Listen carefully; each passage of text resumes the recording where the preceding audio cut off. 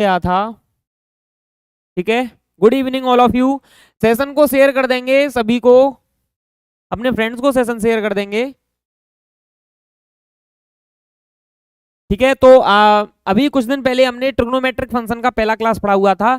आज हम second class लेके आए हैं आप सभी के लिए। ठीक है, मैं रैंडम क्लासेस लेता हूँ, किसी दिन फर्स्ट ईयर की लेता हूँ, किसी दिन 12th की लेता हूँ। तो आज मैं फर्स्ट ईयर का फिर से ट्रिग्नोमेट्रिक फंक्शन का दूसरी क्लास लेके आया हूँ आप सभी के लिए। ठीक है, पहले थोड़ा सा ओवरव्यू लेंगे पिछली क्लास का। ठीक है, हमने लास्ट क्लास में पढ़ा था कि ट्रिग्नोमेट्री क्या होता है, ट्रिग्नोमेट्री का नाम ट्रिग्नोमेट्री क्यों है। ठीक है, ट्रिग्नोमेट्री का नाम ट्रिग्नोमेट्री क्यों है सर जी, आपने बता दिया था। ट्राई का मतलब 3 होता है, गोन का मतलब होता है एक मिनट,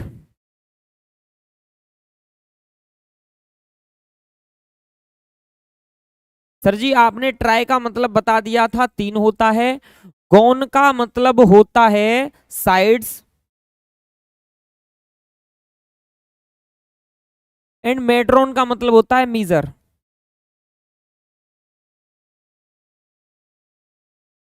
तो वहां से हमारी समझ में आया था 3 साइड्स किस में होती हैं, ट्रायंगल में होती हैं, और ट्रायंगल के मीजर्स के बारे में जिसमें हम पढ़ते हैं उसको कहते हैं हम ट्रिग्नोमेट्री। ठीक है, यहां तक समझ में आ गया था। ठीक है सर जी, आगे चलते हैं। ठीक है, मैंने आपको बताया था कि इंग्लिश सिस्टम होता है जिसमें हम डिग्री में पढ़ते हैं एंगल्स को, फ्रेंच सिस्टम होता है जिसमें हम ग्रेड्स में पढ़ते हैं, 90 डिग्री बराबर 100 ग्रेड्स होता है सर जी, ये भी आपने बताया था। सर्कुलर सिस्टम रेडियंस में जिसमें हम एंगल को मेजर करते हैं सर, आपने ये भी बताया था। ठीक है, आगे चलते हैं। आपने बताया था पाई रेडियन 180 डिग्री के बराबर होता है, 1 डिग्री में 60 मिनट्स होते हैं, 1 मिनट में 60 सेकंड्स होते हैं। मैं इसको थोड़ा सा तेज आपको इसीलिए बता रहा हूं क्योंकि इसको हम लास्ट क्लास में पढ़ चुके हैं, और आप एक बार उस क्लास को दोबारा देख लेंगे तो आपके समझ में सारी चीजें आ जाएंगी। आगे बढ़ते हैं। हमने ये क्वेश्चन कर लिया था, ये भी क्वेश्चन कर लिया था, ये भी क्वेश्चन कर लिया था, ये भी कर लिया था, ये भी कर लिया था, ये भी क्वेश्चन हमने कर लिया था, ये भी क्वेश्चन हमने कर लिया था। हाँ, ये क्वेश्चन हमने नहीं किया है, चलो इस क्वेश्चन को करते हैं।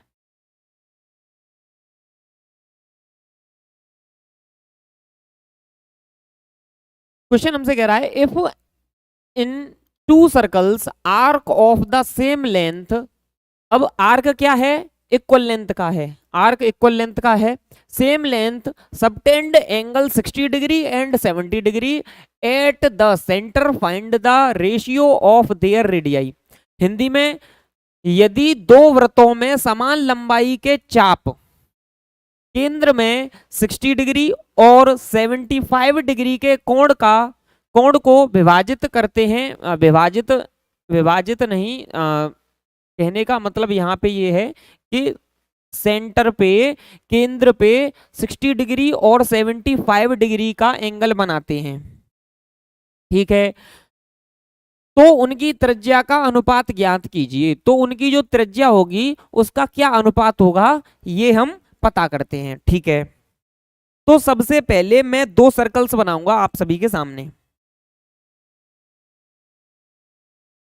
मैं आप सभी के सामने 2 सर्कल्स बनाऊंगा। एक सर्कल बनाया मैंने ये, और एक सर्कल बनाया मैंने ये, एक छोटा होगा एक बड़ा होगा। अब कारण क्या है, क्योंकि दोनों की रेडियस अलग अलग होगी। ठीक है सर, एक बड़ा होगा एक छोटा होगा। अब मान लीजिए एक ये एंगल बन रहा है। अब देखिए आर्क यहां पर भी सेम बनना है, आर्क यहां पे भी सेम बनना है। तो एक चीज को ध्यान रखेंगे, जिस, अब छोटे सर्कल की बात हो रही है तो छोटे सर्कल में सिंपल सी बात है कि छोटे सर्कल की बात हो रही है तो उसमें एंगल ज्यादा बनेगा उतनी ही लेंथ में। ठीक है, तो यहां पे जो एंगल बन रहा है, यहाँ पे जो एंगल बन रहा है, वैसे कोई फर्क नहीं पड़ना है अगर आप अलग अलग बना दोगे, हमें सिर्फ आंसर से मतलब है। तो यहाँ पे जो एंगल बन रहा है वो बन रहा है 75 डिग्री, और यहाँ पे एंगल बन रहा है वो बन रहा है 60 डिग्री। अब अगर इस लेंथ को मैं एल मान लूं कि ये जो लेंथ है पूरी यहां से यहां तक ये मेरी एल है, ठीक है। इसका कलर चेंज करूंगा, थोड़ी विड्थ कम करेंगे।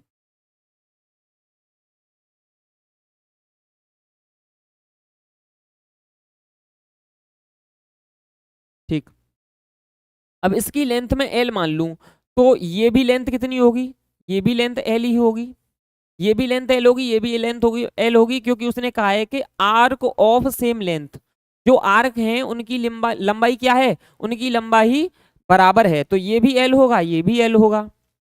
एंगल ये 75 दिया है, ये 60 दिया है। तो लास्ट क्लास में मैंने आपको बताया था, जिसने वो क्लास नहीं देखी है वो उस क्लास को देख ले।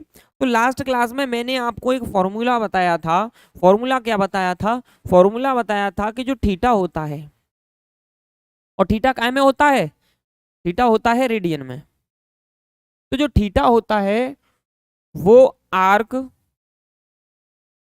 अपॉन रेडियस होता है, ये बताया था मैंने आपको। जो थीटा होता है वो आर्क अपॉन रेडियस होता है। प्लस मैंने आपको ये भी बताया था कि जो लेंथ को, जो आर्क की लेंथ होती है, अगर मैं इसको एल मान लूं तो वो मेरा आर थीटा होता है। ये रेडियस होती थी, ये लेंथ होती थी आर्क की।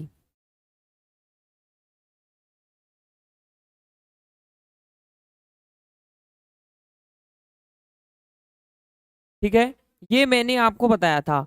इसमें बस कुछ नहीं है, दो फॉर्मूले लगाने हैं अलग अलग सर्कल में, यही वाला, और रेशियो निकल आएगा। ठीक है, तो करते हैं इसको, अभी इसको इरेज कर देंगे।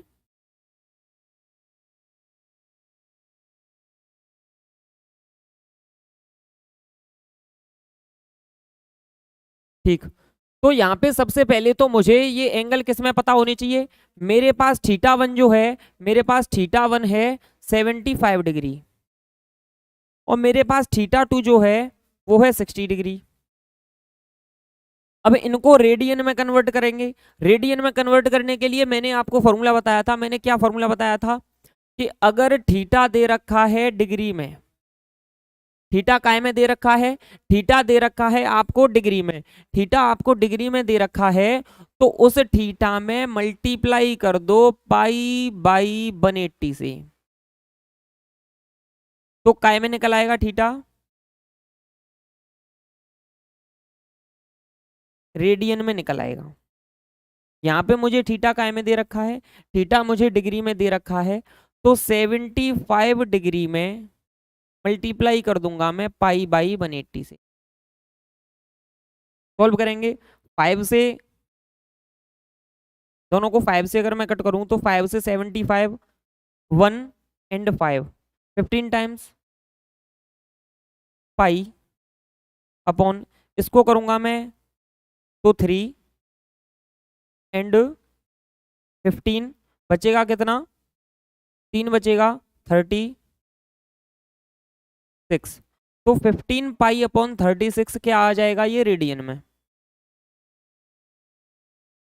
ऐसे ही इधर 60 डिग्री, 60 डिग्री का तो मैंने आपको डायरेक्टली बता रखा था क्या होता है, पाई बाई 3। अगर निकालना है हमको तो कैसे निकालेंगे, 60 डिग्री इंटू पाई बाई 180 कर दूंगा, 0 से 0 कैंसिल, 6 से 18 3 टाइम्स, तो क्या आ जाएगा, पाई बाई 3। बाकी मैंने आपको जो ये बता रखे थे, जो मेन मैंने आपको डिग्री बता रखी थी, जैसे 30 डिग्री है, 60 डिग्री है, 45 डिग्री है, 270 डिग्री है, एंड 360 डिग्री है, 180 डिग्री है, उनको आप लर्न कर लेंगे। तो जैसे आप इस 60 डिग्री को डायरेक्ट पाई बाई 3 लिख सकते थे। तो यहाँ से मुझे थीटा वन कितना मिल गया, थीटा वन यहाँ से मुझे मिल गया 15 पाई पाई 36, ठीक है ना। एंड थीटा टू मुझे मिल गया, थीटा टू मुझे कितना मिल गया, थीटा टू मिल गया मुझे पाई बाई 3। ठीक, इसको इरेज कर देते हैं।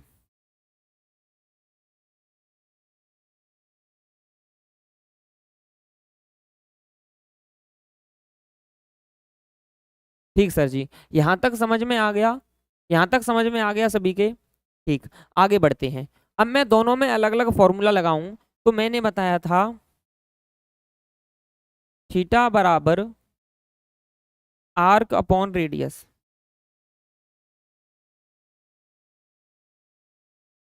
तो यहां से थीटा वन कितना आता है मेरा, आर्क मेरा दोनों में सेम है, तो थीटा वन मेरा एल अपॉन रेडियस को मैं मान लेता हूं आर वन।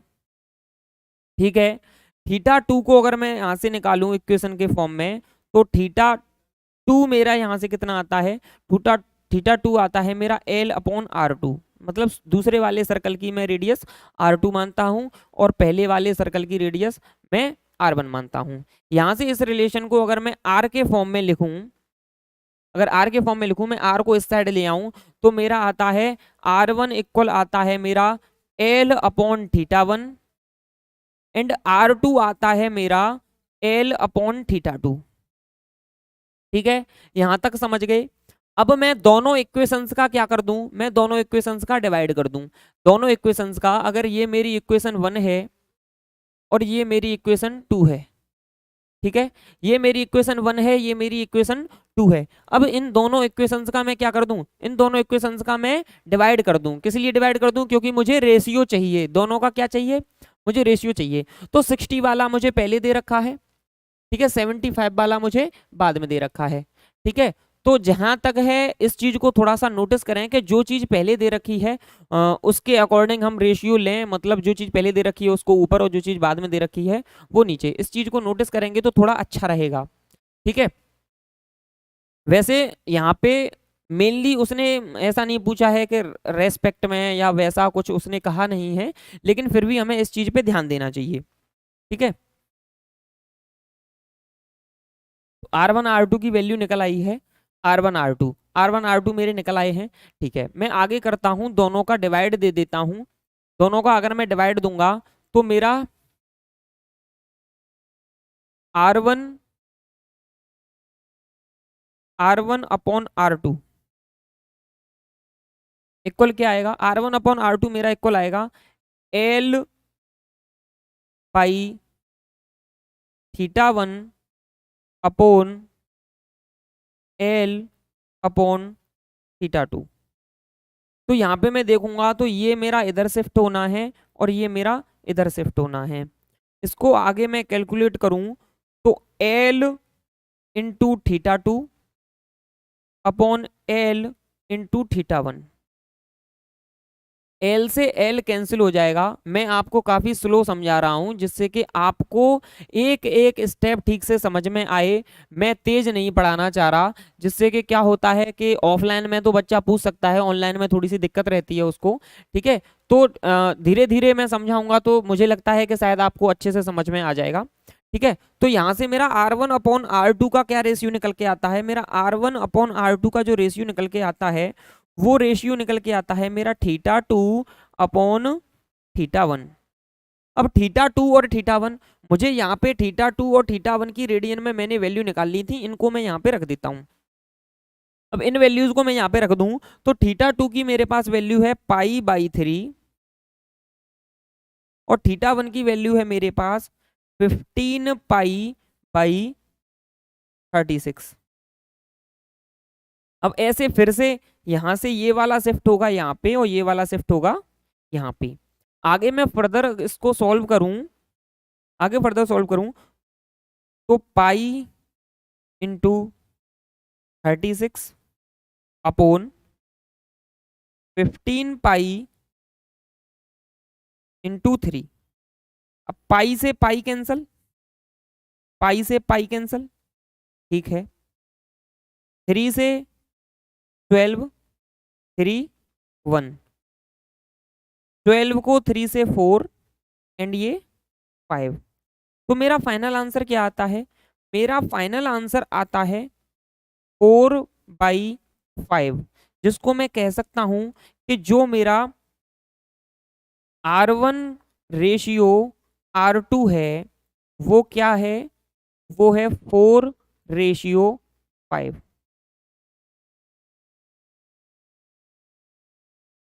जो मेरा R1 रेशियो R2 है वो क्या है 4:5, जो कि क्वेश्चन ने मुझसे पूछा था कि दोनों सर्कल की रेडियस का जो रेशियो है वो क्या है। तो हमारे पास निकल के आ गया है R1:R2। क्या सभी के समझ में आ गया है? क्या सभी के समझ में आ गया है? समझ में आ गया है तो नोट कर लेंगे। वैसे मैंने काफी सारी चीजें बिगाड़ दी हैं, बट हाँ जितनी चीजें लिखी हुई हैं उससे पूरा क्वेश्चन समझ में आ सकता है। नोट कर लेंगे, मैं एक साइड में हो जाता हूँ, नोट कर लेंगे या फिर स्क्रीनशॉट ले लेंगे इसका।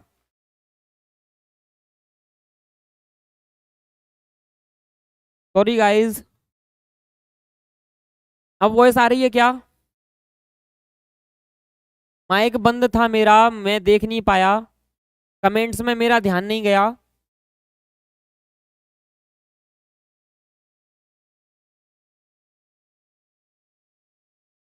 तो ये कॉन्सेप्ट मैं आपको पूरा दोबारा से समझा देता हूँ। पीछे वाले क्वेश्चंस भी आई थिंक मेरे हिसाब से, अगर मैं आप पीछे वाले क्वेश्चंस जो मैंने कराए हैं उनमें भी वॉइस नहीं आई है।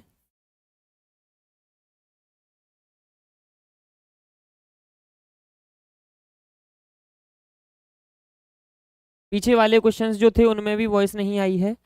मैं उन क्वेश्चंस को भी आपको दोबारा से करा देता हूँ।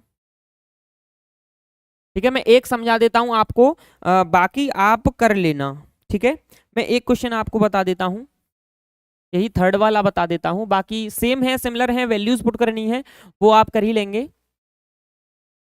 ठीक है, ठीक। तो यहाँ पे क्या था, क्वेश्चन कह रहा था कि रेडियन में वह कोण ज्ञात कीजिए जिसके माध्यम से एक पेंडुलम झूलता है। ठीक है, तो यहाँ पे मैंने आपको बताया था कि जो पेंडुलम होती है, पेंडुलम जब झूलेगी, पेंडुलम जो झूलेगी तो उसकी जो ये स्ट्रिंग होगी, उसकी जो स्ट्रिंग होगी वो रेडियस का काम करेगी। किसका काम करेगी? रेडियस का काम करेगी, जिसके थ्रू वो पूरा सर्कल बना सकती है। ठीक है, तो उसमें उसने कह रखा था कि पेंडुलम की जो लेंथ है वो 75 सेंटीमीटर है। पेंडुलम की लेंथ क्या है? 75 सेंटीमीटर है। उसने मुझे दे रखा है कि वो जो चाप बना रही है, वो जो आर्क बना रही है, वो कितने का बना रही है? 10 सेंटीमीटर का बना रही है, 15 सेंटीमीटर का बना रही है और 21 सेंटीमीटर का बना रही है। तो सिंपल सा फंडा है, जितना बड़ा आर्क बनाएगी उतना बड़ा एंगल बनाएगी। उसने मुझसे रेडियन में एंगल पूछ रखा है। ठीक है, मैंने आपको फॉर्मूला बताया था कि थीटा बराबर बराबर थीटा बराबर जो होता है वो आर्क अपॉन रेडियस होता है। मैंने यहाँ पे आर्क को एल लेंथ माना है और रेडियस को आर लेंथ की माना है। तो यहाँ पे अगर मैं थर्ड क्वेश्चन के अकॉर्डिंग रख दूं तो 21/75 रख दूंगा। मैं कितना रख दूंगा? 21/75 रख दूंगा, जिसको मैं 3 से कट करूं तो 3 7 या 25 और 75 को करूंगा तो 3 2 जा 6 एंड 3 5 जा 15। तो मेरा आंसर आता है 7/25 रेडियन। आंसर कितना आता है मेरा? 7/25 रेडियन। समझ गए क्या? समझ गए क्या? अब बाकी दो जो 10 है और 15 है, कुछ नहीं करना आपको। जो ऊपर आपको लेंथ दे रखी है वो बस आपको चेंज करनी है, एक बार 10 करनी है और एक बार 15 करनी है। ठीक है, हो जाएगा ना? ठीक, तो नेक्स्ट कॉन्सेप्ट की तरफ बढ़ते हैं। कॉन्सेप्ट क्या था? अब तक हमने ट्रिग्नोमेट्री में क्या पढ़ा? एंगल रेडियन से पाई, पाई से रेडियन, आर्क दे रखा है, रेडियस फाइंड करनी है, रेडियस दे रखी है, आर्क फाइंड करना है या थीटा फाइंड करना है। इतना हमने पढ़ रखा था। अब थोड़े से ट्रिग्नोमेट्रिक फंक्शंस को हम देखेंगे। ट्रिग्नोमेट्रिक फंक्शंस में सबसे पहले ये बेसिक वैल्यूज हैं जो आपको आपको आपको याद होनी चाहिए। आपको क्या होनी चाहिए? ये आपको याद होनी चाहिए। ठीक है, अब याद कैसे करें? ये याद नहीं होती तो कोई बात नहीं, ये मैंने नीचे दो फंक्शंस आपके लिए लिख रखे हैं। ये नीचे मैंने आपके लिए दो फंक्शंस लिख रखे हैं। मैंने नीचे आपके लिए ये दो फंक्शंस लिख रखे हैं। फंक्शन क्या है? अगर मैं कहूं कि साइन एक्स बराबर 0 है, साइन एक्स बराबर 0 कब है? साइन एक्स बराबर 0 जब है जब एक्स बराबर हो किसके? एन पाई के बराबर हो। एक्स काय के बराबर हो? एक्स एन पाई के बराबर हो। अगर एक्स एन पाई के बराबर होगा, मैं यहाँ पे कोई भी वैल्यू रख दूं, 1 रख दूं, तो पाई पाई की वैल्यू कितनी? साइन पाई बराबर 0, जो कि यहाँ पे कहा है कि साइन एक्स 0, तो एक्स बराबर कितना हो जाएगा? पाई। अगर एन बराबर 2 रख दूं, एन बराबर अगर मैं 2 रख दूं तो 2 पाई, तो साइन 2x बराबर फिर से 0। अगर मैं एन बराबर 3 रख दूं तो 3 पाई, तो 3 पाई भी कितना होगा? साइन में 3 पाई भी कितना होगा? 0 होगा। वैसे ही मैंने cos x को यहाँ पे लिख रखा है, cos x को लिख रखा है कि cos x भी 0 होगा, लेकिन कब होगा, जब x बराबर कितना हो 2n+1 पाई बाई 2, कितना हो 2n+1 पाई बाई 2। अगर मैं यहाँ पे 1 रख दूं तो ये 2+1 3 पाई बाई 2, 3 पाई बाई 2 को देखूं तो क्या आ रहा है, 0 आ रहा है। मैं अगर n की जगह पर 2 लिख दूं, अगर मैं 2 लिख दूं तो 2 2 जा 4 +1 5, 5 पाई बाई 2 की भी अगर मैं बात करूंगा तो 5 पाई बाई 2 भी कितना आएगा मेरा, 5 पाई बाई 2 भी मेरा 0 ही आएगा कॉस में। ठीक है, अगर मैं n की जगह 0 रख दूं, अगर मैं n की जगह 0 रखता हूं तो क्या आता है मेरा, सिर्फ पाई बाई 2 आएगा, क्योंकि ये 0 हो जाएगा, ये 0 हो जाएगा, और 1 का पाई बाई 2 में मल्टीप्लाई करूंगा तो पाई बाई 2, तो कॉस पाई बाई 2 भी मेरा कितना आ रहा है, कॉस पाई बाई 2 भी मेरा 0 आ रहा है। समझ गए क्या, समझ गए। पिछली बार वॉइस नहीं आई थी लेकिन इस बार वॉइस आ रही है, अब आप लोग समझ गए क्या, समझ गए। ठीक है, इन वैल्यूज को देख लेंगे, इन वैल्यूज को अच्छे से देख लेंगे। बाकी देखो, इस वैल्यू और इस वैल्यू के लिए मैंने आपको फंक्शन बता दिया, इस वैल्यू और इस वैल्यू के लिए मैंने आपको फंक्शन बता दिया। ठीक है, यहाँ पे भी इसके लिए भी मैंने आपको फंक्शन बता दिया। कैसे बता दिया कि n की जगह आप 0 रख दो तो क्या आएगा 0, साइन 0 बराबर 0, इसके लिए बता दिया। अब आपके लिए क्या रही, ये रही, ये रही, और एक ये रही, और दो ये रही। ठीक है, ठीक है। अब सिंपल सा फंडा क्या है, बस आप इतना समझ लीजिए, जिसमें ये 0 है वो कॉस में 1 है, जिस एंगल पर साइन 0 है, जिस एंगल पर साइन 0 है, जिस एंगल पर साइन 0 है उस एंगल पे कॉस कितना, कॉस कितना है 1 है। साइन कहाँ पे 0 है, साइन यहाँ पे 0 है, साइन यहाँ पे 0 है, यहाँ पे 0 है, यहाँ पे 0 है, यहाँ पे 0 है। बस इसमें देख लीजिए कि कॉस पाई कितना होगा, -1 होगा। यहाँ पे देख लीजिए कॉस पाई -1 होगा। बाकी आपको आई थिंक, मुझे नहीं लगता कि इन दोनों फंक्शंस को अगर आप अपने माइंड में रखते हैं तो इनमें से किसी भी वैल्यू को अपने माइंड में रखने में कोई दिक्कत होने वाली है। ठीक है, समझ गए। आगे चलते हैं, आगे चलते हैं। ये कुछ फंक्शंस और हैं, ये कुछ फंक्शंस और हैं, इनको अपने माइंड में बिठा लेंगे। ठीक है, फंक्शन क्या है, फंक्शन ये है कि जो cos x होता है वो 1/sin x होता है, जो cos x होता है वो 1/sin x होता है। ठीक है सर जी, जहाँ पे x not equal to n pi होना चाहिए, where n is an integer. ठीक है, इसके पीछे कारण क्या है वो हम आगे बताएंगे कि x n पाई के इक्वल क्यों नहीं होना चाहिए। ठीक है, sec x 1/cos x होता है। ठीक, मतलब इनको मैं क्या कह सकता हूं, तब तो दिखा नहीं, खुशी चौधरी क्या नहीं दिखा, खुशी क्या नहीं दिख रहा है, खुशी क्वेश्चन नहीं दिख रहे क्या, क्वेश्चंस आपकी स्क्रीन पे विजिबल नहीं है क्या खुशी,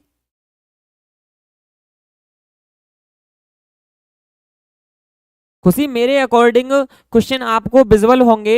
अगर आपको जो स्क्रीन है वो क्लियर नहीं दिख रही है तो अपना थोड़ा सा रिजोल्यूशन बढ़ा लेंगे, अपना रिजोल्यूशन थोड़ा सा बढ़ा लेंगे।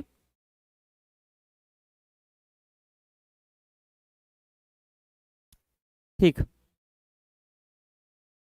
ठीक है। टेन थीटा क्या होता है, tan theta sin x upon cos x होता है, cot theta cos x upon sin x होता है, sin square x plus cos square x equal 1 होता है, 1 प्लस टेन स्क्वेयर एक्स बराबर सेक स्क्वेयर एक्स होता है, 1 प्लस कॉट स्क्वेयर एक्स बराबर कोसेक स्क्वेयर एक्स होता है।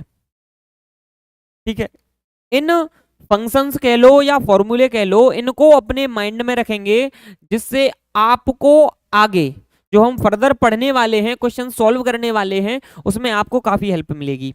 बाकी ये सारे जो हैं, ये सारे फॉर्मूलेज आपको काफी यूज में आने वाले हैं। डिफरेंशिएशन, इंटीग्रेशन, ट्रिग्नोमेट्री में तो आने ही आने वाले हैं। आप डिफरेंशिएशन वो पढ़ेंगे, आप जैसे ट्रिग्नोमेट्री के एप्लीकेशंस पढ़ेंगे आप, उसमें भी आपको यूज होने वाले हैं। हाइट एंड डिस्टेंस में आपके लिए यूज होने वाले हैं ये सारे क्वेश्चंस, सारे फंक्शंस आपके यूज होने वाले हैं।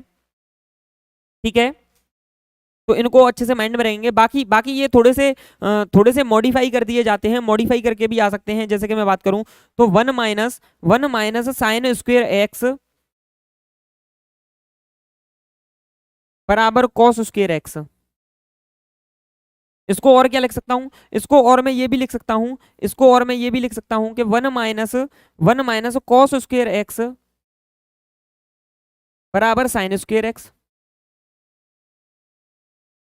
ठीक है, इसको भी ऐसे ही मैं बस कुछ नहीं किया, मैंने कुछ नहीं किया, इस साइन को इधर भेज दिया, इस साइन को इधर भेज दिया तो cos x की वैल्यू निकाल ली। ऐसे ही मैंने cos को उधर भेज दिया, साइन की निकाल दी। ऐसे ही tan की भी निकाल सकता हूं मैं। कैसे निकाल सकता हूं मैं, tan को उधर भेज दूं, इस 1 को उधर भेज दूं तो sec स्क्वायर एक्स माइनस 1 बराबर tan स्क्वायर एक्स आ जाएगा। ऐसे ही cot स्क्वायर एक्स की निकाल सकता हूं कि cosec स्क्वायर एक्स माइनस 1 बराबर cot स्क्वायर एक्स आ जाएगा। ठीक है, अंडरस्टैंड, समझ गए क्या? इन सभी फंक्शंस को अपने माइंड में रखेंगे, काफी यूजफुल फंक्शन है, पूरी ट्रिग्नोमेट्री में आपके ये यूज में आने ही वाले हैं। ठीक है, यहाँ पे मैंने आपके लिए कुछ वैल्यूज लिख रखी हैं जिनको थोड़ा सा हम समझेंगे, थोड़ा सा नहीं अच्छे से समझेंगे इनको हम। और मैं इस बात का आपको गारंटी दे सकता हूं कि अगर आपने आज आपको वैल्यूज लर्न करने में दिक्कत होती है, आप भूल जाते हैं, बहुत दिक्कत नहीं होने वाली है। मेरी इस क्लास के बाद आपको इन वैल्यूज को लर्न करने में दिक्कत नहीं होने वाली है, बिल्कुल भी दिक्कत नहीं होने वाली है। थोड़ा सा हम चीजों को एक दूसरे से जोड़ के लर्न करेंगे। ठीक है, उसके बाद आप किसी भी वैल्यू को याद रख पाएंगे।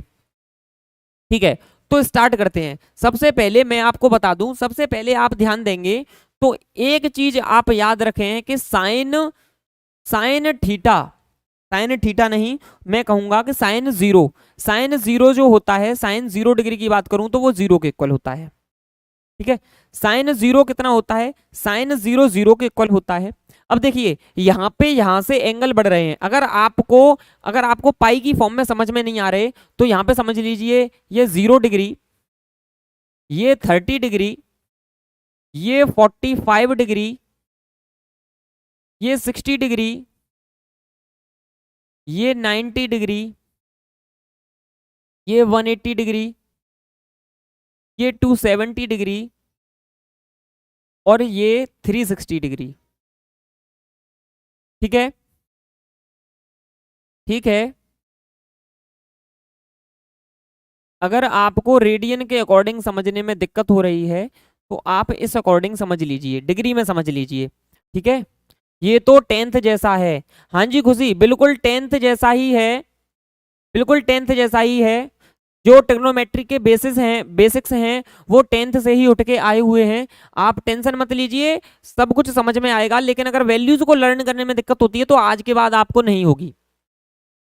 ठीक है, पाई बाई 6 30 डिग्री की बात करूं, एंगल्स क्या हो रहे हैं मेरे, बढ़ रहे हैं। एंगल्स मेरे इधर से क्या हो रहे हैं, बढ़ रहे हैं, एंगल्स बढ़ रहे हैं। देखिए याद करने के लिए आप याद भी करते होंगे, आपने लर्न किए भी होंगे, और आप में से कई बच्चे ऐसे होंगे जिनको एग्जाम टाइम पे या जब वो प्रेशर फील करते होंगे उनको याद नहीं आते होंगे। ठीक है, थोड़ा सा टाइम हम यहाँ पे देंगे, बाकी आपको बाद में टाइम नहीं लगने वाला है। एंगल्स क्या हो रहे हैं, एंगल्स यहाँ से इंक्रीज हो रहे हैं। तो एक चीज आप ध्यान रखेंगे कि साइन जो होता है, साइन की वैल्यू जो होती है, जैसे जैसे एंगल बढ़ता है वैसे वैसे साइन की वैल्यू भी बढ़ती है। तो जस्ट इमेजिन, आप इमेजिन कीजिए अगर साइन 0 बराबर 0 है, ठीक है, यहां पे आप देखिए 30 1/2। अब 1/2 2 बड़ा है या √2 बड़ा है? आप मुझे बस इतना बता दें कि 2 बड़ा है या √2 बड़ा है, 2 बड़ा है या √2 बड़ा है। सिंपल सी बात है, 2 बड़ा है। बड़ी संख्या से 1 में भाग दूंगा तो फाइनल वैल्यू कैसी आनी है, छोटी आनी है। छोटी वैल्यू से 1 में डिवाइड दूंगा तो फाइनल वैल्यू कैसी आनी है, फाइनल वैल्यू बड़ी आनी है। इसका मतलब ये छोटा है ये बड़ा है, ये छोटा है ये बड़ा है। ज्यादातर बच्चों के साथ दिक्कत ये होती है, उनके वैल्यूज तो ये सारी माइंड में है, लेकिन उनको कंफ्यूजन कहाँ होता है, 1/√2 होता है या √3/2 होता है या 1/2 होता है, मतलब कंफ्यूज हो जाते हैं वो। साइन में हमेशा ध्यान रखना है, बस आप ये पता कर लीजिए छोटी वैल्यू कौन सी और बड़ी वैल्यू कितनी।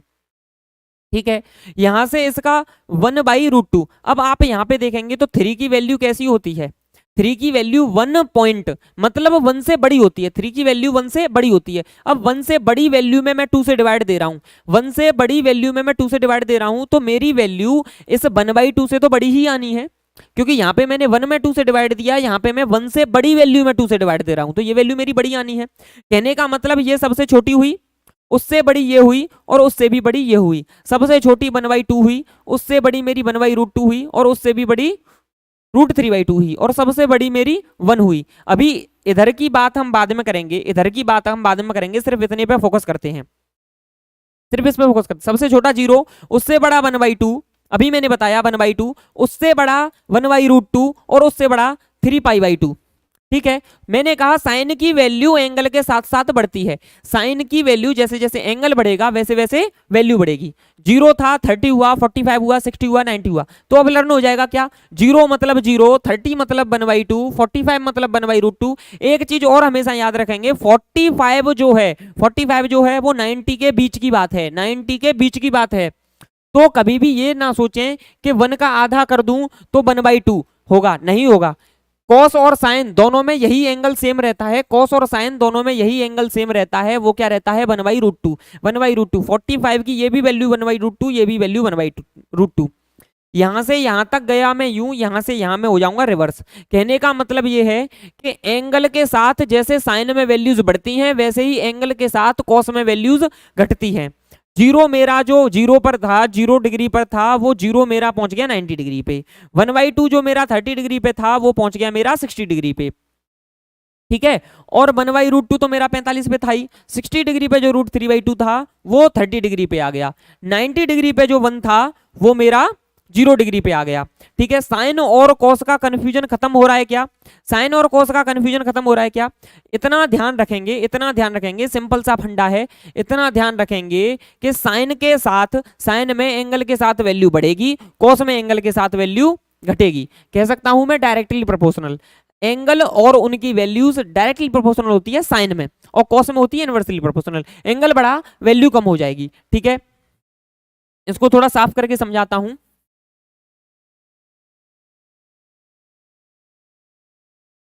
ठीक है, 0 मतलब 0,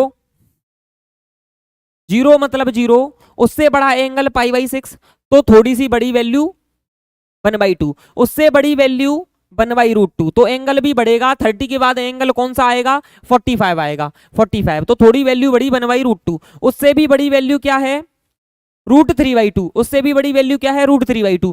तो एंगल भी थोड़ा सा बढ़ेगा, क्या आ जाएगा, 60 डिग्री। 90 डिग्री पे 1 हो जाएगा। बाकी आप यहां से रिवर्स कर दो, बाकी आप यहां से रिवर्स कर दो। आगे तो 0 - 1 0 है, आगे तो 0 - 1 0 है। ठीक है, वो वैल्यूज आपके ज्यादा यूज में भी नहीं आने वाली हैं, ये वैल्यूज आपके ज्यादा यूज में भी नहीं आने वाली हैं। आप सिर्फ इन पे ध्यान दें, आप सिर्फ इन पे ध्यान दें, वैसे ही इनको रिवर्स कर दोगे। अब मैंने आपको बताया था कि टेन क्या होता है, टेन क्या होता है, टेन होता है साइन अपॉन कॉस। टेन क्या होता है, साइन अपॉन कॉस होता है, साइन अपॉन कॉस। 0 में 1 से डिवाइड दे दूं, 0 में मैं किसी से भी डिवाइड दे दूं, 0 आना है। हाँ जी सर जी 0 आना है। ठीक है, अब 1/2 में मैं √3/2 से डिवाइड दे दूं, 1/2 में √3/2 से डिवाइड दूंगा, 2 से 2 कैंसिल, मेरा 3 1/√3 रह जाएगा। ठीक है, ये भी लर्न हो गया, ये भी लर्न हो गया, डिवाइड किया, ये भी लर्न हो गया। ठीक है, यहाँ पे बात करूं 1/√2, 1/√2 पूरा कैंसिल, 1 आ गया। यहाँ पे π/3 की बात करूं तो √3/2 मैं डिवाइड दे दूं 1/2 से, तो सिंपल सी बात है, 2 से 2 कैंसिल, बचेगा क्या, √3 आ गया। अब 1 में मैं 0 से डिवाइड दूं, ये हम काफी पहले से पढ़ते हुए चले आ रहे हैं। किसी भी संख्या में अगर 0 से डिवाइड कर दूं तो वैल्यू नॉट डिफाइंड होती है, कुछ लोग कहते हैं इनफाइनाइट होती है। इनफाइनाइट का मतलब होता है अनंत, अनंत मतलब जिसका कोई छोर नहीं है। भाई छोर और छोर की तो बात अलग है, और छोर की हम बात नहीं करेंगे, हम कह सकते हैं काउंटिंग्स आर इनफाइनाइट। काउंटिंग्स क्या होती हैं, काउंटिंग्स इनफाइनाइट होती हैं। लेकिन यहां हमको वैल्यू पता ही नहीं है, जिसको हम डिफाइन ही नहीं कर सकते, जिसको हम डिफाइन नहीं कर सकते उसको क्या कहते हैं, नॉट डिफाइंड। जिसको हम डिफाइन नहीं कर सकते उसको क्या कहते हैं, नॉट डिफाइंड। ऐसे ही इधर 0, ठीक है, ऐसे ही इधर 0 आनी है, 0 में किसी का भी डिवाइड दे दो 0, फिर से -1 में 0 का डिवाइड किया, 0 का डिवाइड किसी में करेंगे, नॉट डिफाइंड। ठीक है, ये वैल्यूज आपके समझ में आ गई होंगी। एक बार वीडियो को फिर से अगर आप पीछे करके बैक करके, या जब पोस्ट हो जाएगी ये वीडियो दोबारा एक बार देख लेंगे तो शायद मुझे नहीं लगता कि आज के बाद आप इन वैल्यूज को भूलने वाले हैं। 2-3 बार अगर आप माइंड से, अपने माइंड से, डीप माइंड से इनको अपने माइंड में रख लेंगे तो नहीं भूलने वाले हैं, ये मेरा आपसे पक्का वादा है। ठीक है, आगे चलते हैं, आगे क्वाड्रेंट को समझेंगे। ठीक, ये लास्ट रहेगा, क्लास काफी बड़ी हो गई है, क्लास काफी बड़ी हो गई है, ये लास्ट रहेगा हमारे लिए, आज के लिए ये लास्ट रहेगा। ठीक, क्वाड्रेंट को समझेंगे, क्वाड्रेंट को समझेंगे, उधर ध्यान नहीं देंगे, ध्यान देंगे इधर। इधर मैं जो कह रहा हूं, कोई सर्कल है यूनिट रेडियस का, कोई सर्कल है यूनिट रेडियस का,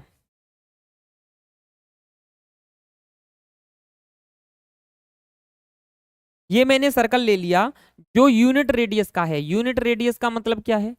यूनिट रेडियस का मतलब है जिसकी रेडियस हो 1 यूनिट, 1 सेंटीमीटर, 1 मीटर, कुछ भी कह दूं मैं, 1 सेंटीमीटर, 1 मीटर, कुछ भी कह दूं, ठीक है, 1 यूनिट का है। और मान लीजिए वो कोई एंगल बना रहा है, वो मैंने कोई एक लाइन खींची जिसने एक थीटा एंगल बना दिया, मैंने यहां से एक और रेडियस खींच दी, मान लीजिए मैंने एक और रेडियस खींच दी, ये सर्कल की क्या होगी? ये भी रेडियस होगी, ये भी रेडियस होगी, ठीक है। और मैं इसको यहाँ पे यूं मिला दूं, यहाँ पे मैं इसको मिला दूं, तो ये पूरा मेरा क्या बन गया? ये मेरा एक क्या बन गया? ये मेरा एक ट्रायंगल बन गया। इस चीज को समझेंगे, थोड़ा ध्यान से समझेंगे, ठीक है। ये मेरा क्या बन गया? ये मेरा एक ट्रायंगल बन गया। ट्रायंगल में टेन थीटा, मैंने आपको बताया है टेन थीटा क्या होता है? Sine theta upon cos theta,